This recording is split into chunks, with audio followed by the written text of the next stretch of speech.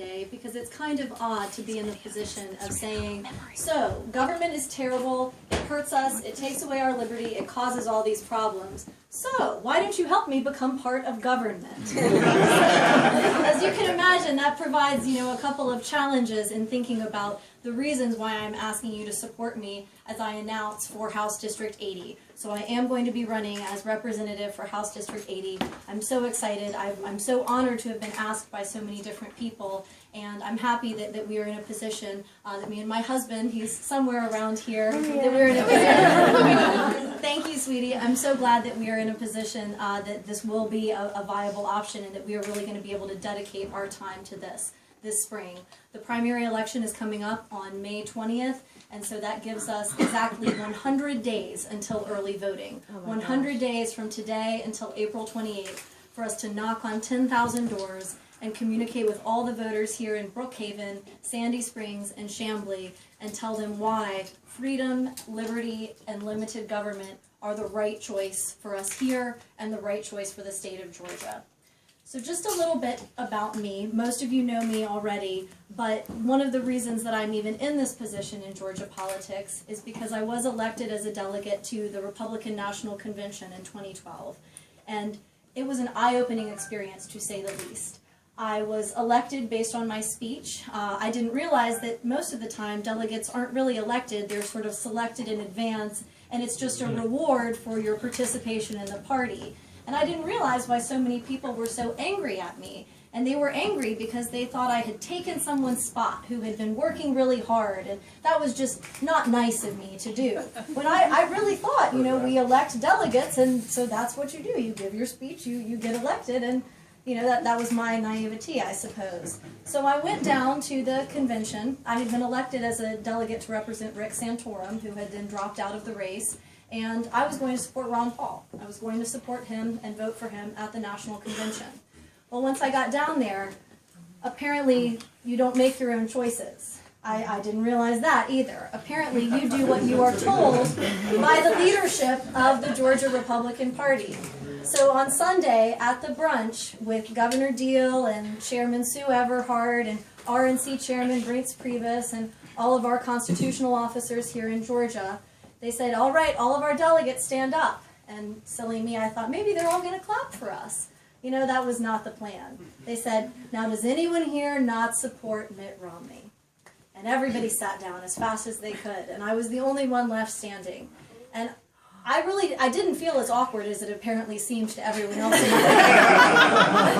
We were standing there, we had a great brunch. The food was fantastic. I had a great time. And, they start the dialogue, and apparently this made a lot of people very uncomfortable and angry. And that was when they said, all right, well, we'll need everybody to sign up with this loyalty oath. We'll need you all to line up and sign this oath.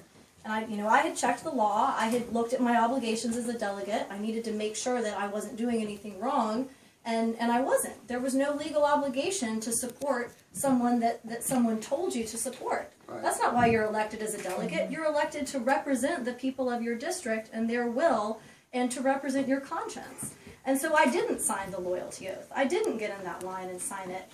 And you would have thought I was threatening to burn down the Georgia Republican Party. I was screamed at. I had the good cops. I had the bad cops. I spent a week being bullied in every way to change that vote and to sign that loyalty oath.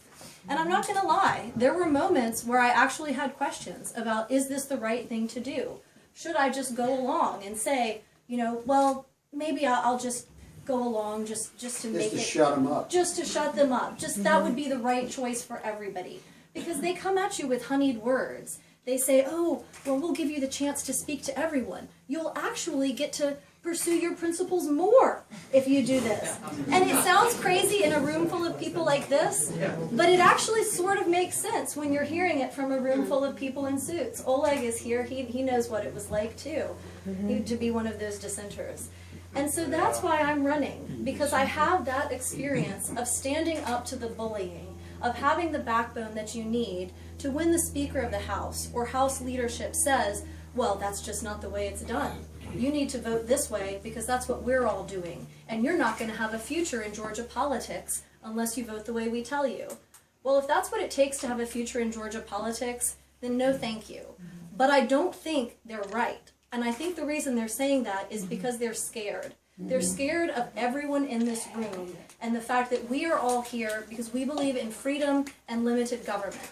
We believe in the Constitution. That's why we've all got copies of it. I mean, I set them out every time and nobody takes them because you all already have your own. I don't even need to bother with them. So, you know, we're preaching to the choir here to some extent, but I wanted to let you know that's why I'm running, because I know what it takes to stand up to the people who are causing the problems, and I'm going to do it in the state legislature. I'm not doing this because I'm worried about my future political career. I'm not doing this because I want to make a lot of money through politics. I'm doing it because I want people to be free.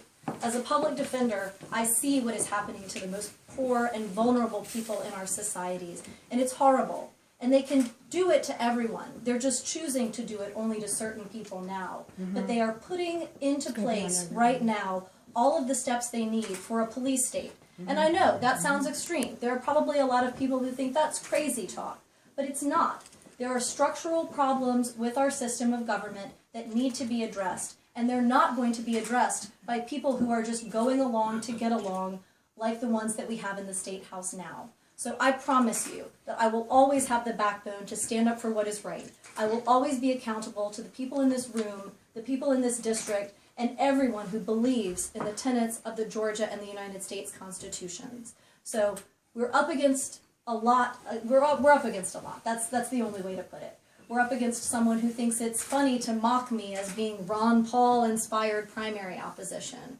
We're up against someone who thinks it's appropriate for a 10-year incumbent to wipe his website clean of everything that he's represented and everything he's told to his constituents. We think we're up against somebody who thinks it's appropriate to solicit his own constituents that in his private capacity as a lawyer, he can lower their property taxes. Well, I'll tell you, I think that's my job as your legislator, is to lower your property taxes. You don't have to hire me and pay me extra. I don't regard this as a way to make money or a career advancement. So we're up against a lot, but I think we can do it. We've already got some wonderful people on the campaign staff. Stephen Pease is right here, our marketing campaign manager. Please check out the wonderful push cards that he's put together. Take some, give them to your friends. We've also got a wonderful website up at votecatherine.com, and we're going to be adding to that every day. And here's what I need from you. I need your time. I need people to come and help me knock on doors here in Brookhaven. Like I said, we're trying to do 10,000 doors in 100 days. And that is a lot of doors, but we can do it. We've done it in Sam Moore's campaign. We've done it in Charles Gregory's campaign. It can be done, and it will be done. So I need your time and your efforts. If you don't want to go door to door, there's envelope stuffing, there's other wonderful stuff. But please, if you're interested in volunteering, let one of my wonderful family members know. I also need your money. I'm sorry, I gotta do it. I feel very confident for money, but apparently you just have to do it. We are up against very well-funded opposition. We are an all-volunteer campaign staff, but we are needing printing costs, we need postage costs. That's actually what eats up the $50,000 that I'm going to need to raise in order to successfully run this race. So please, if you can, give some money. If you can't, and you are giving your time, ask someone else. Tell them, I know someone who believes in limited government and who promises to fight for it. So that's what I need. If you have contacts here in House District 80, we've got this big, wonderful map right here. So if you know anybody who lives in this not gerrymandered at all district. We're in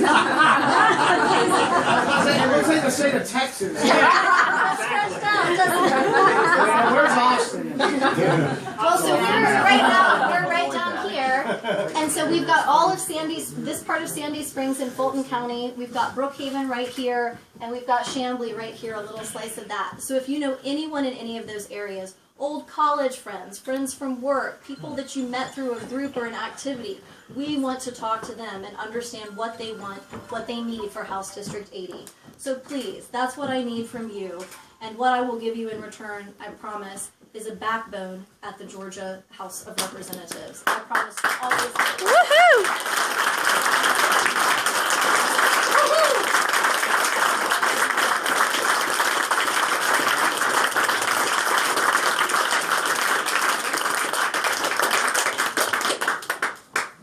That's really it. I really think we've got this, guys. I feel better and better about this the more we go. I really think we've got this, so please just help me win, and I promise. I will be that part of government that actually is working for limited government, responsible spending, personal responsibility, and actually upholding the Constitution. It's not a bad document. Thanks, guys. Thank you.